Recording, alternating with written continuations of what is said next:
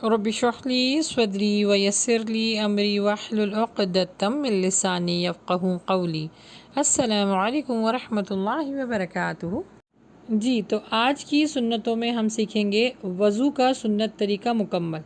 اس سے پہلی والی جتنی بھی ویڈیوز تھیں ان کو دیکھنا نہ بھولیے گا، کیونکہ اس میں ہم نے سونے کی سنتیں، جاگنے کی اور باتھ روم جانے کی سنتیں آپ کو سکھائی تھیں۔ تو اس ویڈیو کی ڈسکرپشن باکس میں انشاءاللہ آپ کو اس کا لنک شیئر کر دوں گی۔ آج انشاءاللہ جو ہم سیکھنے جا رہے ہیں سنت کے طریقے سے وضو، اس کے فرائض بھی سیکھیں گے، یعنی مکمل طریقہ ہم سیکھیں گے کہ وضو کس طرح کیا جاتا ہے انشاءاللہ قرآن و حدیث کی روشنی میں۔ کیونکہ دیکھیں نا، نماز قائم کرنے سے پہلے ایک چیز بہت زیادہ اہم ہے اور وہ ہے وضو۔ وضو کے بغیر نماز نہیں ہوتی ہے، اور وضو اس طریقے پر کرنا چاہیے جو اس کے لیے مقرر کیا گیا ہے۔ وضو کرنے کا یہ طریقہ ہے کہ اس کو سنت کے طریقے سے کیا جائے، کیونکہ اللہ کے نبی صلی اللہ علیہ وآلہ وسلم کو نماز کا طریقہ اور وضو کا طریقہ حضرت جبریل امی کے ذریعے سکھایا گیا تھا۔ اسی لیے نہ اس میں زیادتی کرنی ہے اور نہ کمی کرنی ہے، ایگزیکٹلی جیسے اللہ کے نبی صلی اللہ علیہ وسلم نے ہمیں اس کی تعلیمات دی ہے ویسے ہی کرنا ہے انشاءاللہ۔ تو آئیے شروع کرتے ہیں۔ وضو کرنے کی 13 سنتیں ہیں اور 4 فرائض ہیں۔ وضو کرتے ہوئے جن اعضاء پر پانی ڈالا جاتا ہے ان کو ایک دفعہ بھی، دو دفعہ بھی اور تین دفعہ بھی دھویا جا سکتا ہے۔ پانی کی قلت کی وجہ سے اگر وضو کے صرف فرائض کو ادا کیا جائے تو آپ کا وضو ہو جائے گا۔ وضو کرتے ہوئے اگر ایک دفعہ پانی اعضاء پہ ڈال لیا اور 4 فرائض ادا کر لیے تو آپ کا وضو ہو جائے گا، لیکن 3 سے زیادہ دفعہ اعضاء کو دھونا مناسب نہیں، منع ہے۔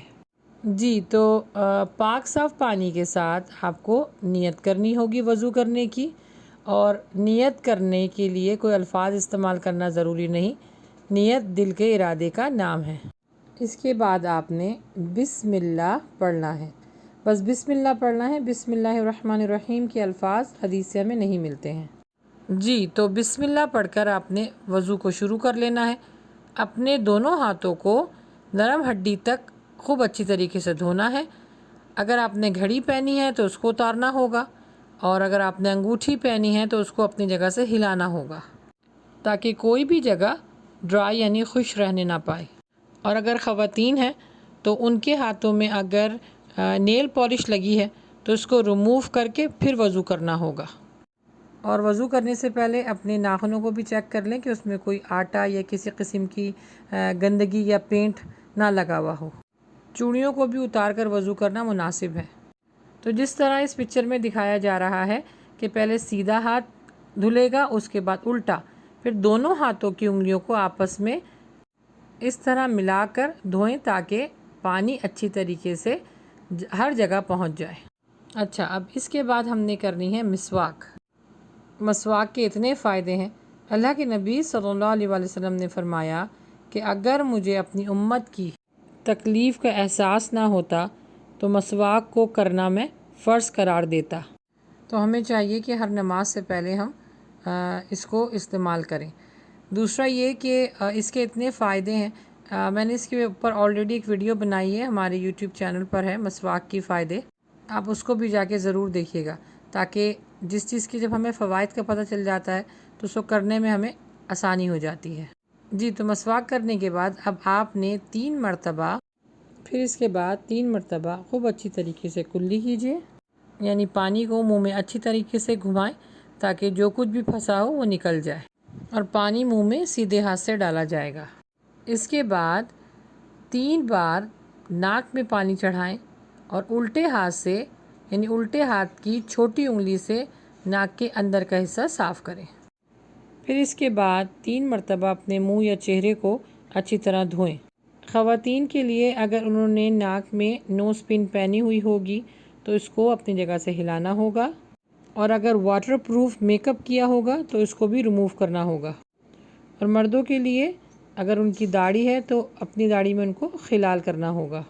خلال کا مطلب ہے اپنی انگلیوں کو کنگھی کی طرح اپنی داڑھی میں پھیرنا۔ اچھا، منہ کا احاطہ جو بنتا ہے وہ کان کے ایک لو سے دوسری لو تک، اور آپ کی جہاں سے سر سے بال اگتے ہیں پیشانی کے پاس سے اور تھوڑی کے نیچے تک، یہ آپ کے منہ کا احاطہ بنتا ہے۔ اس کو دھونا فرض ہے۔ اس کے بعد پھر آپ نے 3 بار دونوں ہاتھوں کو کونٹیوں تک یعنی ایلبو تک پہلے سیدھے ہاتھ کو دھونا ہے، پھر الٹے ہاتھ کو دھونا ہے، اور اس میں بھی خیال رہے چوڑیاں، گھڑی اور انگوٹھی سب کو اپنی جگہ سے ہلانا ہوگا، اور اگر ان کو اتار لیں تو زیادہ اچھا ہوگا۔ اس کے بعد نئے پانی سے دونوں ہاتھوں کو تر کریں، پھر پورے سر کا مسح کریں، یعنی پیشانی کے بالوں سے لے کے گدی تک۔ آپ اپنے ہاتھوں کو ایک دفعہ پھیریں، پھر جس طرح پکچر میں دکھایا جا رہا ہے، پھر پہلے آگے سے پیچھے، پھر پیچھے سے آگے، انہی ہاتھ کو واپس لے کر آئیں۔ یہ بالکل سنت طریقہ ہے۔ یہ جو ایرو دکھایا جا رہا ہے بس یہیں تک آپ نے مسح کرنا ہے، اور یاد رکھیں گردن کا مسح کرنا حدیثوں سے ثابت نہیں۔ پھر اس کے بعد شہادت کی انگلی سے کان کے اندرونی حصے اور انگوٹھے کے پیٹ سے کان کے بیرونی حصے کو صاف کریں، جیسے کہ اس تصویر میں دکھایا جا رہا ہے، اور اگین کوئی ایئر رنگز پہنی ہے تو اس کو بھی اپنی جگہ سے ہلانا ہوگا۔ پھر اس کے بعد 3 دفعہ دونوں پاؤں کو بہت اچھی طریقے سے دھوئیں، سب سے پہلے سیدھا پاؤں ٹخنوں تک اور پھر الٹا پاؤں، جیسے کہ اس تصویر میں دکھایا جا رہا ہے کہ الٹے ہاتھ کی چھوٹی انگلی سے اپنے پاؤں کی جو انگلیوں کے بیچ کا حصہ ہے اس کو دھوئیں، اور میک شور کر لیں کہ آپ کی جو ایڑی ہے یعنی جو آپ کی ہیل ہے وہ والا حصہ بالکل خشک نہیں رہنا چاہیے۔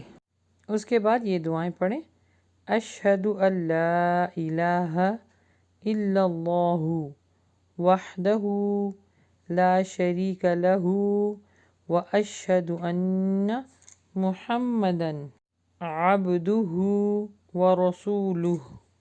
پھر یہ پڑھیں: اللہم اجعلنی من التوابین واجعلنی من المتطہرین۔ پھر آخر میں یہ پڑھیں: سبحانک اللہم وبحمدک اشہد ان لا الہ الا انت استغفرک واتوب الیک۔